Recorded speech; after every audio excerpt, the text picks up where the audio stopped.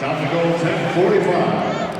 Yeah, we are the Islanders, fighting for New York.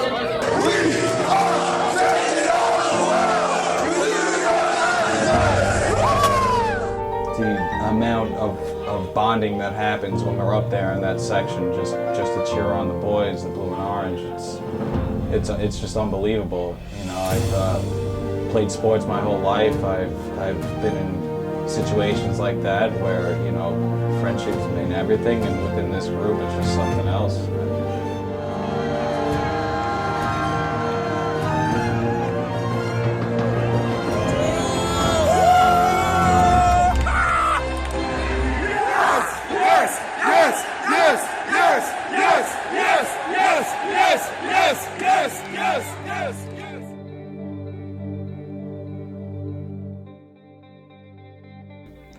You know, our official start date is 2009, but it really started before that.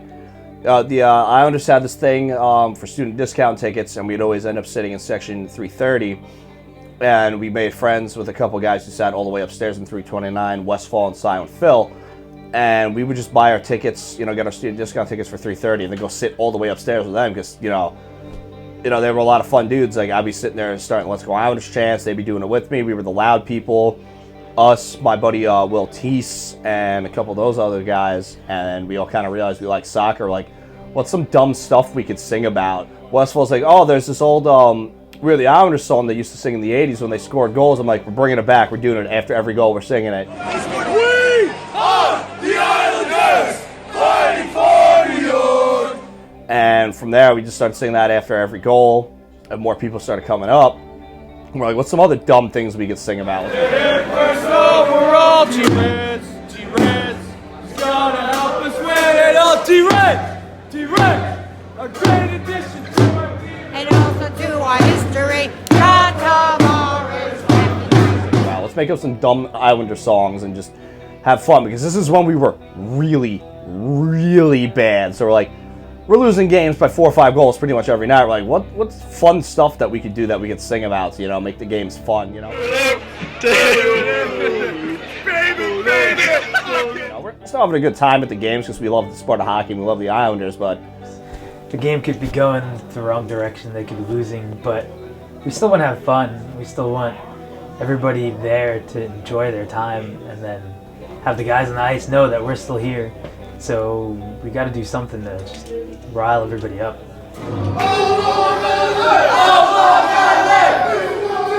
It's wonderful!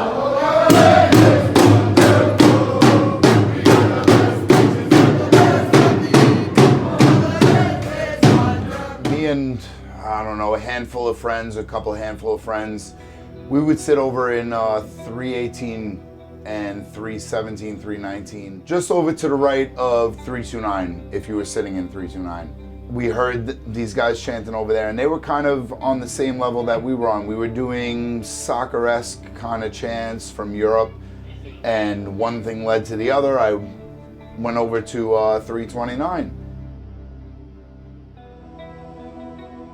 I've been an Islander fan since 1972, day one. And I got introduced to the BOA, which is the Blue and Orange Army, in 2011. But I've been going to the game since 1972.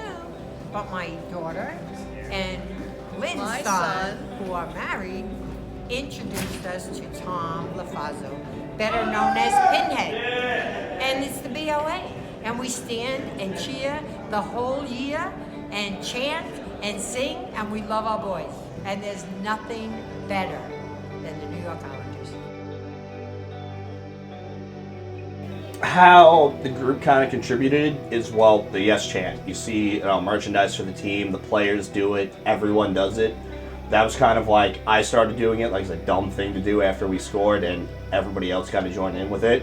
And I was seeing Daniel Bryan do it in wrestling. I thought, and the crowd's doing that. I'm like, it would be something fun we could do here after goals. And when it was like game 2 or game 3 of that season at home, where we got the first game, a couple people were doing the yes chant. This was like 2 years, like not 2 years, like a year and a half into us doing it.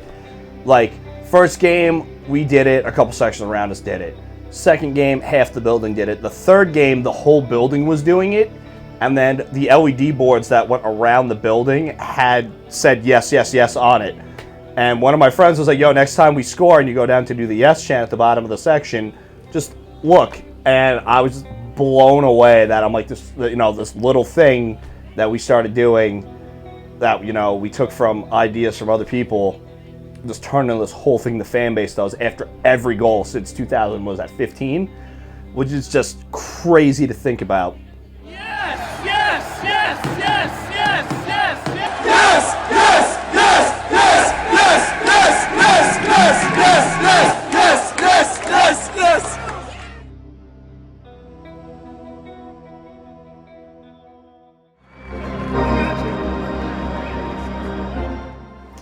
I think the Blue and Orange Army has added a lot to the game. I mean, this goes back, even back to the Coliseum, correct? I believe that those guys were there. And then there are nights that the place can be really quiet and they're actually able to get going during the game. Whereas we have the DJ or myself, they'll do stuff during the break, but then it's dead during their play. So they actually bring a lot of heart and soul to the arena and get the other fans going. Yeah, a couple of years ago they started chanting out my name and the DJ's name, and then we usually have a third guy there, and depending on who's there, it's either other guy or if they have his name or new guy, we did that too. So they'll do Cartier, Cartier. Hey! Cartier! Cartier! Cartier!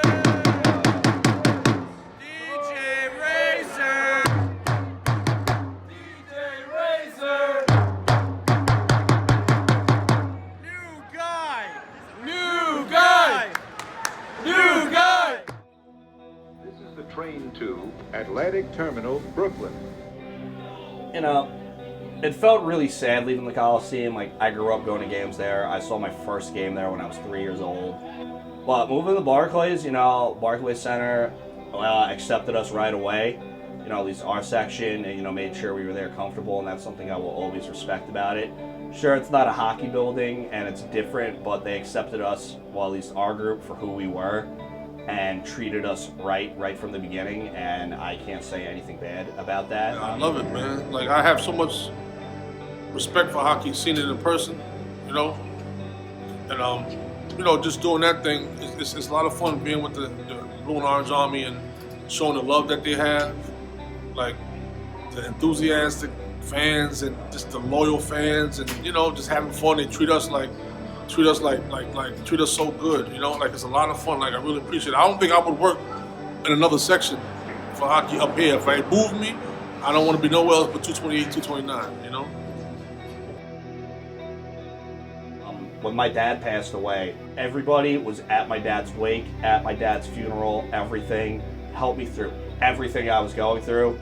Like, these people have helped me for the past decade, have helped me through so much in my life, not just my dad passing away, but with other stuff going on in my life. Like, I would honestly not be sitting here right now without those people, and I love them to death, and we all look out for each other. Like, some of us have, you know, little kids. I know they even said, like, they'll trust us watching their kids. We'll watch each other's kids when they're in the section, at games, out of games, and stuff like that. You know, like, there's people, anything goes wrong, I know I can call and they'll be, you know, there for me in a drop of a hat, and I will be the same for anybody. And if that doesn't defy family, I honestly don't know what does.